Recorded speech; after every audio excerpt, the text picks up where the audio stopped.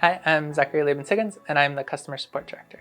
At easyXAFS, one of the things that I find most rewarding is working with customers, and particularly learning about the challenges and discoveries they're making with the easyXAFS spectrometers. A wonderful tool for catalysis, battery, environmental research, and so much more. My job is primarily focused on supporting our customers to making sure our instrument is suitable for the applications, that they can get good performance for their applications, as well as making sure that we can continue to improve the instrument to expand what applications we're able to do, whether that be new in situ capabilities, such as for catalysis and battery research, or pushing to more dilute limits for environmental or other applications. So at easyXAFS, for our hard X-ray instrument lineup, we currently have 3 different models that we sell.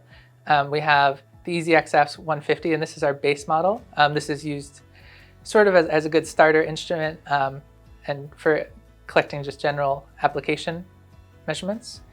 Our easyXAFS 300, and this is an XAFS specific instrument, and this is good for high throughput XAFS as well as high quality data from 4.5 to 25 keV, as well as in situ and operando setups. And then we have our 300 plus model, and this is a combination of the 300 and then benefits of the 150 with having both XAFS and XES mode in one spectrometer. I'm going to walk through the basics of the easyXAFS 300 plus spectrometer.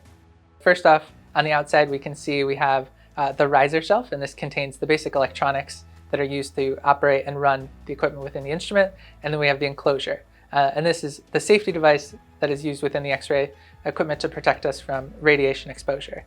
So now if we take a look at the internals of the system, on the right-hand side we have the X-ray tubes. In the easyXAFS 300 Plus, we have 2 different tubes. We have a 1200 watt XRD style line focus tube, and this is used for X-ray absorption spectroscopy.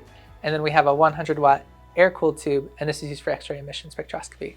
For both of these tubes, they provide Bremsstrahlung, or a wide energy range that we can then use to tailor and monochromate within our system to collect the specific measurement of interest. When planning an experiment, one of the first critical steps is identifying the sample and how you want to prepare the sample for the experiment.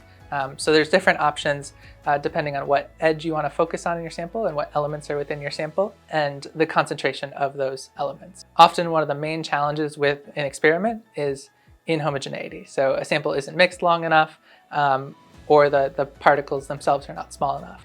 In order to overcome those challenges, there are various options from simply putting powder on tape to preparing packed holders, or to preparing, in some cases, the best method is a pellet sample for optimal homogeneity. In XAFS mode, we use the 1200 watt Bremsstrahlung. This goes to the crystal, and then the crystal selects out a specific energy using Bragg diffraction, and this monochromatic X-ray is then refocused and transmitted through the sample to the detector.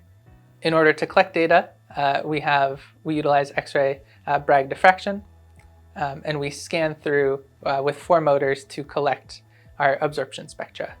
We have a rotary or rotational stage that controls the Bragg diffraction angle, and then we have 3 linear motors that control the refocusing of the X-ray beam. These motors move in sync in order to scan through and collect a spectra for a specific element. The crystal analyzer is used for Bragg diffraction. Once the sample is prepared and we're ready to start collecting measurements, there's a very quick setup process of selecting the crystal analyzer and putting your samples within the system. Depending on the element and edge that you're interested in measuring, you can then select a specific crystal index and harmonic that you'd want to use for that measurement. So, for example, the silicon 551 is a good index for the nickel K edge, while the silicon 553 is a good index for the copper K edge. In a standard package, we typically prepare 6 silicon crystals that offer a wide range of elemental and edge sensitivity, though additional crystals can be used in order to optimize performance for specific elements. For the detector within the laboratory systems, we utilize a silicon drift detector, and this is used as an additional monochromation in order to improve signal to noise and eliminate background. The use of a silicon drift detector is slightly different than what you would have at a synchrotron, where you use gas ionization chambers. The primary benefits in this case are the ability to fine-tune our energy and achieve high signal to background. Within the center of the instrument, we have a helium box, and this is purged with helium in order to decrease air attenuation. The helium box is an important component, particularly when working at lower energies, such as the early 3D transition metals, and can greatly improve flux within these energy regions. For XES mode, we use the Bremsstrahlung from a 100-watt air-cooled tube. So rather than the Bremsstrahlung going to the crystal, we place the sample directly in front of the Bremsstrahlung in order to induce X-ray fluorescence and emission.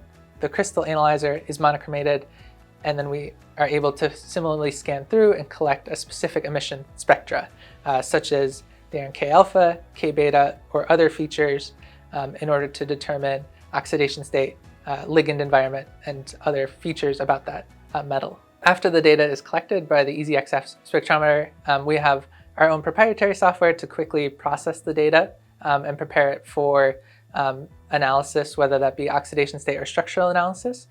In addition, we have two models coming soon. We have the easyXAFS 600 and the easyXAFS 600 Plus.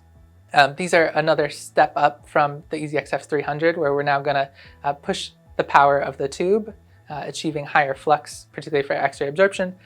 And this will allow us to really improve how low in concentration we can go, high energy performance, particularly in the 15 plus keV range, such as for ruthenium and palladium, as well as opening the door to new operando setups where we can do faster and faster measurements.